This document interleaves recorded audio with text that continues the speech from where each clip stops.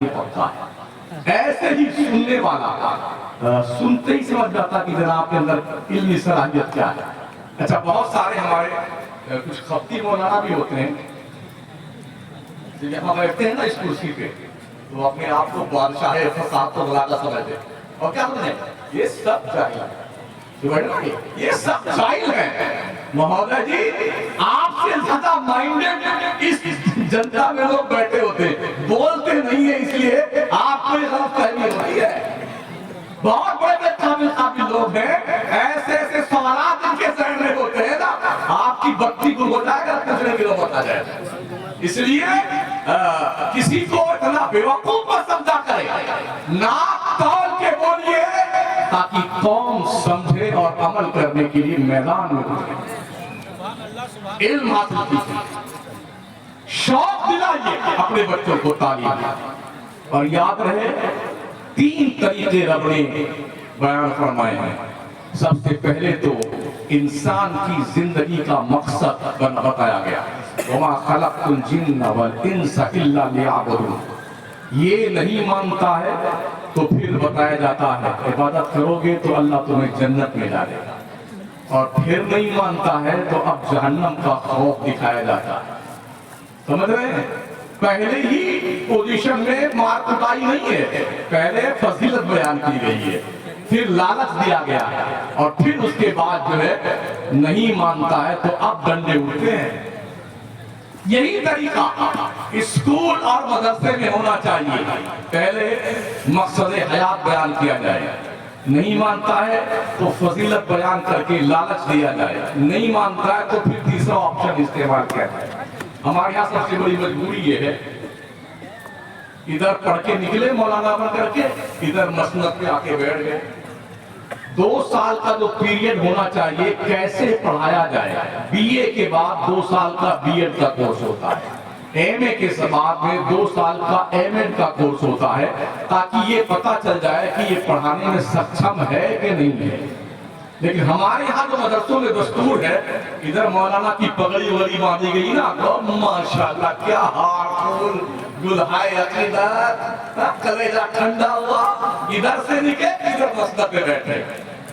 अब जानते क्या करता है, इतना मारता है बच्चों को, इतना मारता है, वो सोचता हमारे भी उस्ताद ने हमारी धुलाई की है, तब हमको मौका मिला बैटिंग करने का। देखिए यूट्यूब डाल लीजिए, कितने मौलवी हमने देखे हैं, छोटे छोटे बच्चों को, 4 साल का बच्चा, इतने छोटे जो 3-3 साल के बच्चों यूं पकड़ लेगा, जबरदस्त चिल्लाता रहता। उस बेवकूफ को, उस बच्चे की कैपेसिटी का भी पता नहीं होता, वो चिल्लाता रहता, चीखता रहता है। जब ये ऐसी वीडियो हम देखते हैं ना, तो दिल करता है कहीं मिल जाए ना, इतना पटक पटक के मारू, गधा बना दो।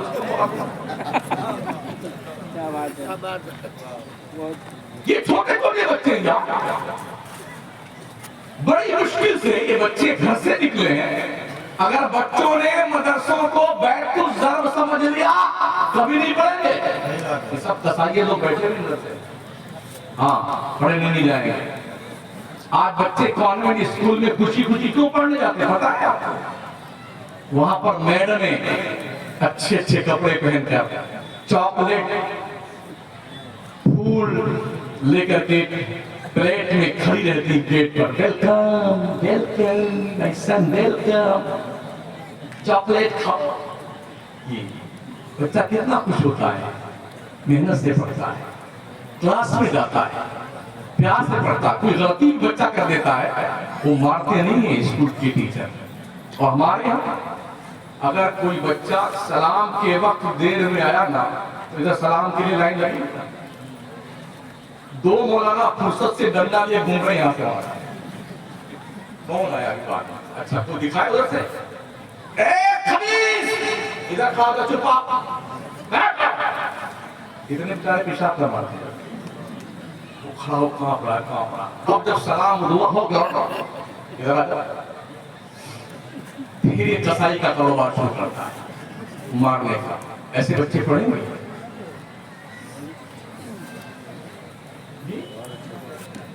हाँ, फिर बच्चे घर से भाग लेते हैं। कितने ऐसे बच्चे हैं जिन्होंने कुएं में कूद कर जान दे दी इन जालिमों की वजह से। क्या जवाब दोगे मरने के बाद अल्लाह के दरबार में? आपका खुद का बच्चा ऐसा हो, क्या ऐसी मारोगे तो? मेरे मुस्तफा फरमाते मल्लम यरहम सगीरना वलम युअक्खिर कबीरना फलैसा मिन्ना। जो अपने छोटों से प्यार नहीं करता है, अपने बड़ों की इज्जत नहीं करता है, वो हमारे सुन्नत के रास्ते पे नहीं है। तो मारते हो। मेरे नबी मस्जिद नबवी शरीफ में इमामत फरमाते थे, नमाज पढ़ाते थे, लंबी सूरत पढ़ते, अगर बीच नमाज में किसी बच्चे के रोने की आवाज आती, मेरे हुजूर नमाज को मुख्तसर करके सलाम फेर के पूछते किसका बच्चा रो रहा है। ये फिक्र हमारी कहां गई? ये सोच हमारी कहां गई है? हमारी टंकी इतनी फूल जाती है जब 10 मरतबा मेरे खिताब के दौरान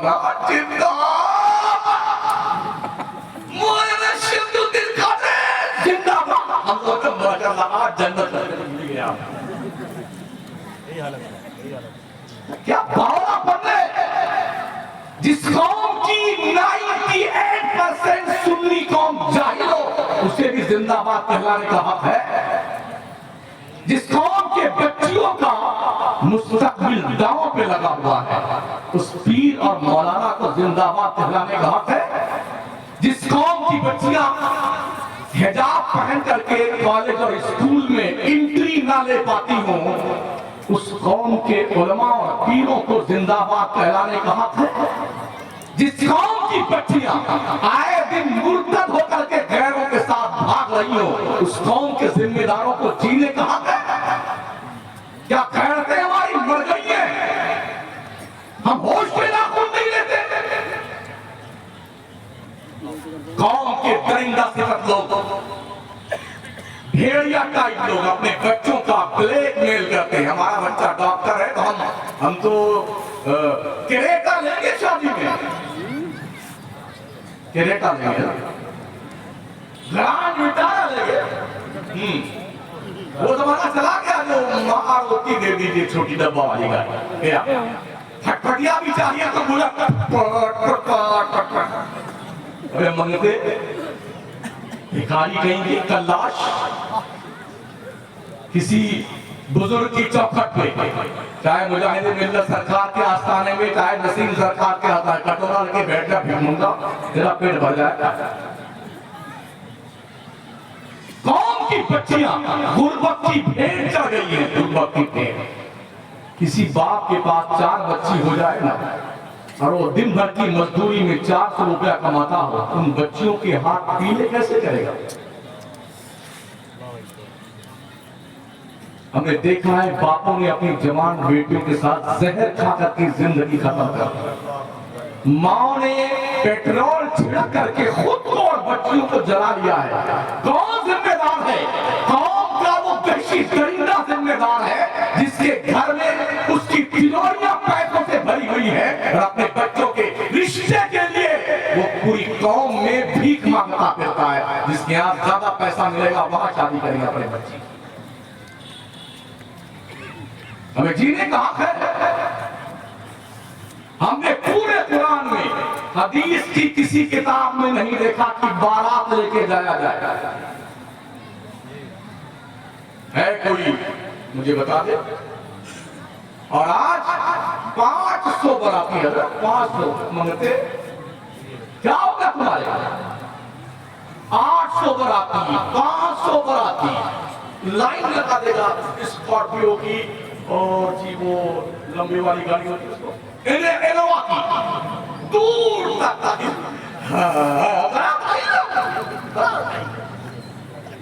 बारात। अभी हमारे यहाँ गौरा चौकी गोंडा इलाका, हाँ पिछले सफर में आया था तो चौराहे पे खड़ा हुआ था तो किसी मुसलमान ही की बारात जा रही थी। 25 स्कॉर्पियो थी भाई साहब,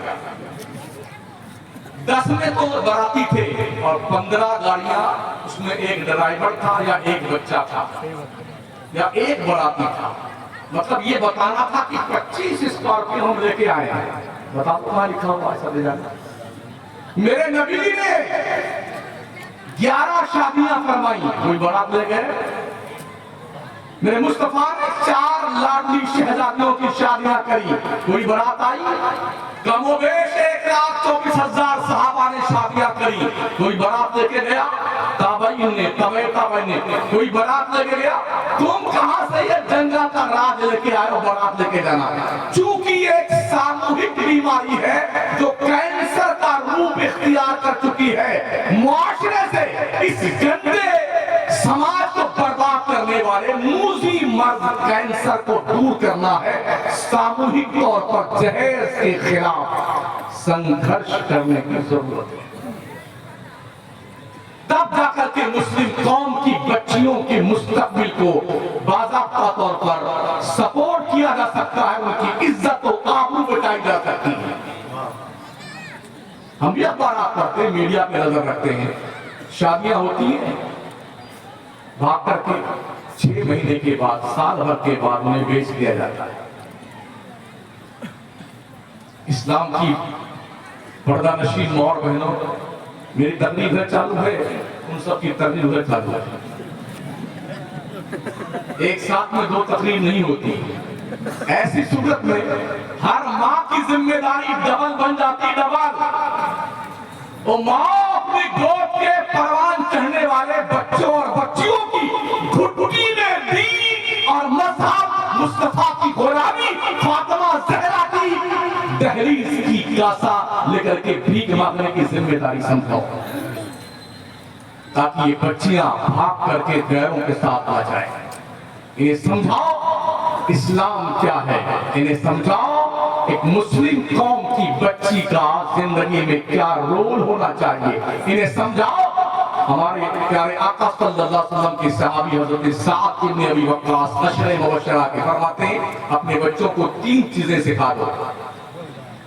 अपने बच्चों को कुरान सिखा दो, अपने बच्चों को अहले बैत की मोहब्बत सिखा दो, और अपने बच्चों को मुस्तफा का वफादार बना दो, छोड़ दो।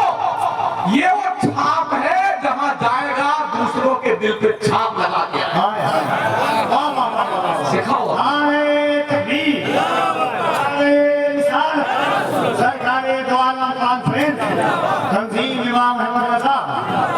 पढ़िए, बगदाद बहुत ज्यादा मशहूर था इल्म दीन के हवाले से,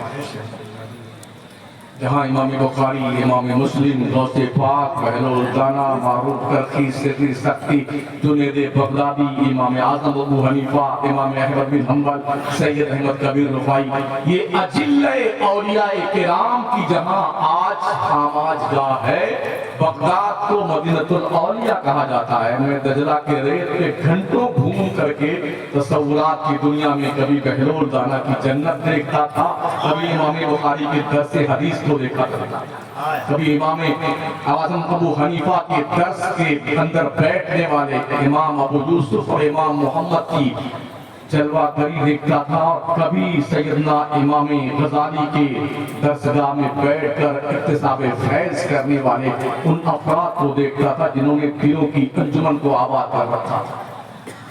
तो बगदाद तबाह हो चुका है। एक दौर था जब लोग पढ़ते थे, एक मुहद्दिस घर से पढ़ने निकले तो उनकी माँ ने 100 रोटियां बना के दी थी। अब तो आज माशाल्लाह मदरसे में रोटी भी मिलती है, सब्जी भी मिलती है, गोश्त भी मिलता है, खाने पीने का सामान है।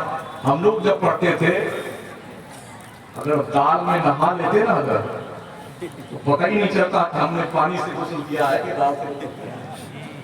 हाँ, अगर गुस्ल फरमा के डुबकी एक दाल से मुलाकात ना होती, और एक ही सब्जी रोल हजरत आलू रहमतुल्लाह अलैह,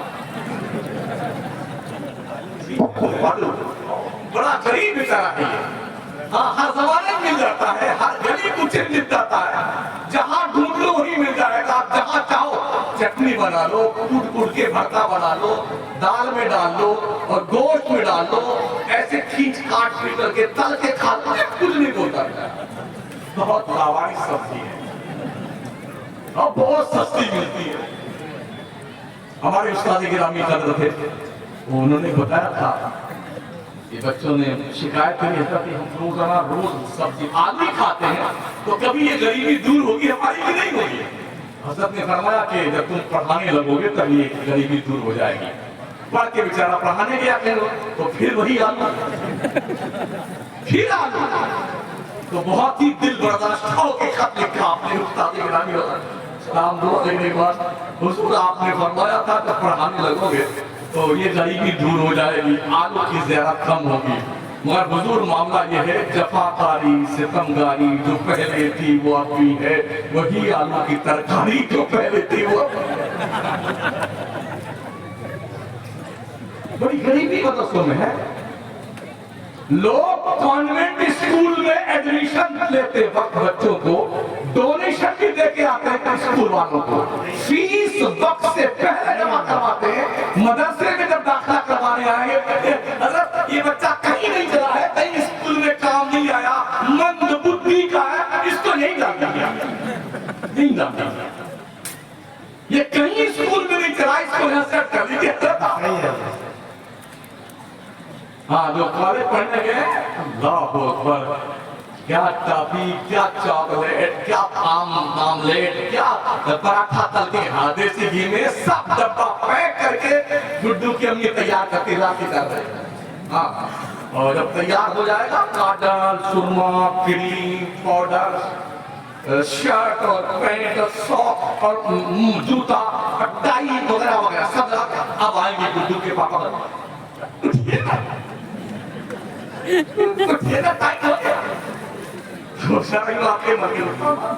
मोटरसाइकिल चाहे स्कूल में छोड़ के आया और वो बेचारा जो थोड़ा मंद बुद्धि का है या एक आंख छोटी एक बड़ी होगी, हाँ बहुत बदमाश, कहीं नहीं चला, उसका नंबर आता है। ना तो उसका ड्रेस है, ना काजल, ना पाउडर, ना क्रीम, ना सुरमा, ना जूता, ना मोजा, कुर्ता फटा हुआ, पिजामा फटा हुआ अगला, और ये सुन्नत कुरान का 4 बार पहले का फटा हुआ, 4 पीछे का फटा हुआ, दोनों लड़ी चालू है। और दोनों ऐसे का इशारा लगता आराम लगा हुआ है, कुछ बोल नहीं, माँ भी 2 थप्पड़, 2 घंटा मौलवी दवा खा के जाना। ये सोच हमारी कौन की? सोचिए, क्या आपने कुरान की अहमियत समझा? खैरुकुम मन तअल्लमल कुरान व अल्लमह, तुम में का सबसे बेहतर वो है जिसका जो कुरान सीखता है, कुरान सिखाता है। आप अपने बच्चों को कुरान सिखाओ पहले, फिर डॉक्टर बनाओ, लॉयर बनाओ, इंजीनियर बनाओ, ताकि आगे चल करके कोई वसीम शैतान न बन जाए, शैतान रुश्दी न बन जाए, तस्लीमा चुड़ैल न बन जाए। हाँ, अपने बच्चों पे ध्यान रखिए, गौर कीजिए, तालीम दीजिए, ताकि ठोस गुलाम मुस्तफा में उसका नाम हो और इमाम अहमद रजा के मस्तक पे गाम कर लगे। ऐसे नहीं कहा गया न जाने हाल क्या होता तमामी अहले सुन्नत का बरेली में अगर अहमद रजा पैदा करना। इसलिए पढ़िए और बच्चों को पढ़ाइए। मैं आज कह रहा था साथियों, अखलाक अच्छे कीजिए, अमल की करवाना हूं मैं, क्योंकि 12:30 बज चुके, मैं अमल की तरफ लौट रहा हूं। अपने अखलाक अच्छे कीजिए। अखलाक, आप जब घर में दाखिल हो ना अपने घर में, तो बाजार का सारा गुस्सा एक प्लास्टिक की थैली में डाल करके बाहर वाली खूंटी पे लटका दीजिए और अंदर जाए तो अस्सलामु अलैकुम व रहमतुल्लाहि व बरकातुहू, घर वालों को सलाम करें और खुश होकर घर में दाखिल हो। ऐसा होता नहीं है, सारा टेंशन बाजार का घर में आकर के सामने जो पहले मिल गया उसकी ऐसी तैसी, या तो मुर्गी मारी जाएगी या बकरी मारी जाएगी, जो मिल जाए उसकी खैर मिल जाएगी। तो जानता क्या होता है, सारे बच्चे दुआ मांगते हैं, या अल्लाह मेरा पापा भाई है, बेगम की दुआ, या अल्लाह गुड्डू के पापा भाई। ये घर में आते तो तूफान बजा देते हैं। ऐसा कुछ करो लोगों, जब तक तुम बाहर रहो ना, तुम्हारी बीवी मुसल्ला बिछा के दुआ मांगे, अल्लाह मेरे शौहर को खैरियत से घर में लाए। तुम्हारे बच्चे दुआ मांगे, अल्लाह मेरे बाप को खैरियत से घर में लेके आना। इस आपको अपना अखलाक अच्छा करना होगा। मेरे नबी फरमाते खैरुकुम लिअहलिही व अना खैरुकुम लिअहली। तुमने का सबसे बेहतर आदमी वो है जिसका अखलाक उसकी फैमिली में अच्छा है। आका फरमाते मेरा अखलाक मेरी फैमिली में बहुत अच्छा है। ये हुजूर का फरमाने वाली शान है। अखलाक अच्छे कीजिए, प्यार की बोली बोलना सीखिए, तूफान बदतमीजी करके घर में दाखिल मत हुआ करें। ये भी सुन लें, औरतों को ये हक हासिल है अगर शौहर इनको खर्चा नहीं देता है, औरतें आपके काम की बात कर रहा हूं, गौर सुन लीजिए। तो शौहर जब आकर के अपना कुर्ता निकाले, सदरी लटका दे, तो जितने की जरूरत है चुपके से पैसा निकाले। इनका हक है भाई साहब। जब आपका निकाह पढ़ाया जा रहा था तो गाजी साहब ने क्या कहा था, फलाना बिनते फलां को वकालत की हैसियत से मैंने अपनी वकालत में 2 गवाहों की मौजूदगी में फलाना बिनते फलां को इतना महर नकद दिया, उधार के बदले में नानो नफका के साथ में दिया। कबूल किया? हाँ तुम तो मैंने कबूल किया। पता है नानो नफका क्या होता है? रोटी और खर्चा भाई साहब। हाँ, मैं तकलीफ करके वहां आया धौराजी में, तो 1 हफ्ते के बाद कई फोन आए, हजरत आपने भी क्या मतलब बता दिया, हमारी पूरी जेब साफ हो गई। मैं और ना खर्चा शराफत से ले लिया करो। और औरतों से भी गुजारिश है, अगर शौहर की आमदनी कम है तो उतना ही निकाला कर जितने में काम चल जाएगा। कई बार साफ कर दिया करना, अपना हक निकाल लेगा। ये चोरी में नहीं आता है, ये तुम्हारा हक है। आका करीम के प्यारे दीवानों, मैंने एक आयत तिलावत की थी। अल्लाह फरमाता है वअमुर अहलका बिस्सलाति वस्तबिर अलैहा ला नस्अलुका रिज़्क़ा नहनु नरज़ुकुक वल आक़िबतु लित्तक़वा।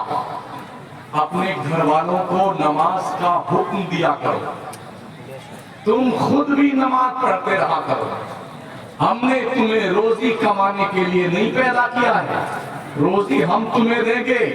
परहेजगार बन जाओ, नेक बन जाओ, अच्छे बन जाओ। शायर ने ठीक ही कहा है ना, खुदा को भूल गए लोग फिक्रे रोजी में, ख्याल रिज़्क़ है रज़्ज़ाक़ का ख्याल है। मेहनत से पैसा नहीं मिलता है, मेहनत से रोजी नहीं मिलती है, मुकद्दर से रोजी मिलती है। मुकद्दर से रोजी मिलती है। अगर मेहनत से रोजी मिलती तो ज़ाब्ता ये कहता है मजदूर ज्यादा मेहनत करता है उसकी आमदनी ज्यादा होनी चाहिए। सेठ ऐसी गाड़ी में बैठा रहता है वो लाखों कमाता है, मजदूर 300 की दिहाड़ी कमाता है। मेहनत वो करता है, कमाता सेठ है। पता चला मुकद्दर से रोजी मिलती है, मेहनत से रोजी नहीं मिलती। अल्लाह खुद फरमाता है वलौ बसतल्लाहु रिज़्क़ा लिइबादिही लबगौ फिल अर्द वलाकिन युनज़्ज़िलु बिक़दरि मा यशा। अगर अल्लाह बगैर अंदाजे के रोजी देना शुरू कर दे तो निज़ाम जिंदगी डिस्टर्ब होके रह जाएगा। बंदे जितनी तेरी कदर है, तेरी कदर के मुताबिक अल्लाह तुझे रोजी अता करता है। हम खुद या अल्लाह इतनी मेहनत करते हैं, इतनी मेहनत करते हैं, या अल्लाह गरीबी पीछा नहीं छोड़ती है। ठीक है भाई साहब, हमें नहीं पता है अगर दौलत आ जाए तो हम ईमानदार रहेंगे कि नहीं रहेंगे। अल्लाह जिस हाल में रखे रब का शुक्रिया अदा करते रहो। अल्लाह ही जानता है गरीबी भी तुम्हारा भला है कि मालदारी भी तुम्हारा भला है। हमने देखा यही है अक्सर, जैसे ही कोई मालदार बनने लगता ना अगर, तो वो ढुलमुल बन जाता है। वो क्या कहता है ये भी ठीक है, हलवा भी ठीक है और गोबर भी ठीक है। अगर ऐसा कोई मिल जाए ना जो ये कहता सुन्नी भी ठीक है और वहाबी भी ठीक है, समझ जाओ यही सलाह है, यही ठीक नहीं मतलब। हाँ, इसलिए कि सुन्नी ही ठीक है, हलवा ही ठीक है। जो कोई पैसा आने लगता है अब दोगुनी पॉलिसी अख्तियार करता है ना, उसे साइड में करता है। और ये भी ध्यान रहे, एक टोकरे में अगर 500 टमाटर रखे हुए हैं बीचों बीच एक टमाटर सड़ जाए तो ये 499 टमाटर रोजाना उसका ऑपरेशन करते रहें, इलाज करते रहें और उसको निकाल के बाहर ना फेंके, तो वो अकेला इतना सक्षम है सड़ा हुआ 499 को सड़ा देगा। और ये 499 मिल करके उस सड़े हुए को ठीक नहीं कर सकते। अगर मुआशरे में कोई बंदा सड़ जाए, समझते सड़ने का मतलब, पजामा इतना ऊंचा हो जाए, घट्टा इतना बड़ा बन जाए, समझ जाओ ये माल सड़ रहा है, इसको आबादी से साइड में कर दो, वरना एक ही काफी है पूरे मुआशरे को सड़ाने के लिए। प्यारे आका सल्लल्लाहु अलैहि वसल्लम के प्यारे रब ने क्या फरमाया, तुम खुद भी नमाज पढ़ते रहो, अपनी फैमिली को भी नमाज पढ़ने का हुक्म दो, तुम खुद भी तुमने खुद नमाज पढ़नी है। हमने तुम्हें रोजी कमाने के लिए नहीं पैदा किया। और कुरान करीम के 16वें पारे में अल्लाह इरशाद फरमाता है, वमन अअरदा अन ज़िक्री फइन्न लहू मईशतन दंका व नहशुरुहु यौमल क़ियामति अअमा क़ाल रब्बि लिमा हशरतनी अअमा व क़द कुन्तु बसीरा क़ाल कज़ालिक अततका आयातुना फनसीतहा व कज़ालिकल यौम तुनसा। जो शख्स नमाज नहीं पढ़ता है, अल्लाह के जिक्र से मुंह मोड़ लेता है, अल्लाह का मता हम उसे कयामत में सूरदास बन के उठाएंगे, बना करके। हाँ, वो सूरदास बन के आएगा। जब वो अंधा बन के आएगा हशर के मैदान में, तो अल्लाह से क्या कहेगा, रब्बी लिमा हशरतनी अअमा, मेरे अल्लाह तूने मुझे अंधा क्यों बनाया, वक़द कुन्तु बसीरा, मैं तो दुनिया में आंख वाला था, देखने वाला था। रब फरमाएगा क़ाल कज़ालिक, यूं ही अततका आयातुना फनसीतहा, तेरे पास मेरी तरफ से इंफॉर्मेशन है, पैगाम आया, अंबिया आए, अंबिया के जानशीन आए, उलमा ने बयान किया, तुमने उनकी बातों को नेगलेक्ट कर दिया, मेरी आयतों से मुंह मोड़ लिया।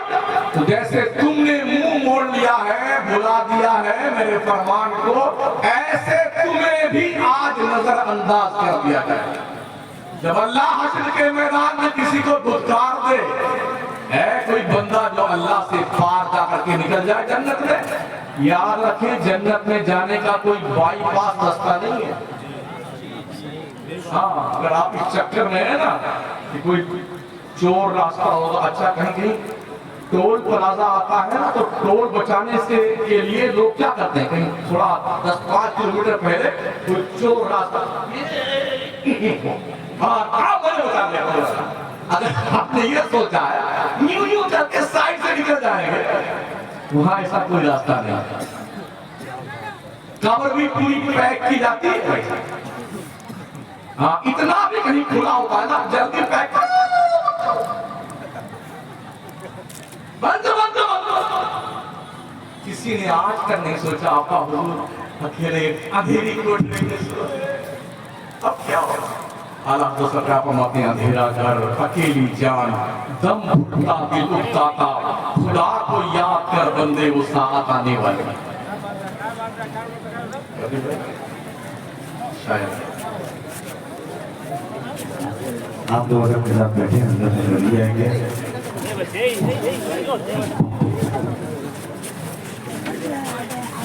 बड़ा मोहब्बतों के साथ बात करें, बुलंद आवाज से नारे तकबीर, और बड़ा बुलंद आवाज से लगे कि शहजादे रसूल का इस्तकबाल कर रहे हैं। नारे तकबीर, नारे रिसालत, हज़रत सैयद अमीनुल कादरी साहब किबला, सरकारी दो आलम कॉन्फ्रेंस, शहजादे गौसे आज़म, तंज़ीम इमाम अहमद रज़ा, तंज़ीम इमाम अहमद रज़ा, फैज़ाने हुज़ूर मुजाहिदे मिल्लत, आमने शहजादे गौसे आज़म, नारे तकबीर, नारे रिसालत।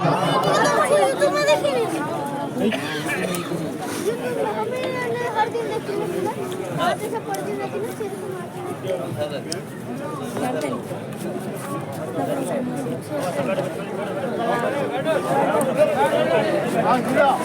आप लोग बैठे हैं आराम के साथ, बैठिए बैठिए बैठे हैं आराम के साथ।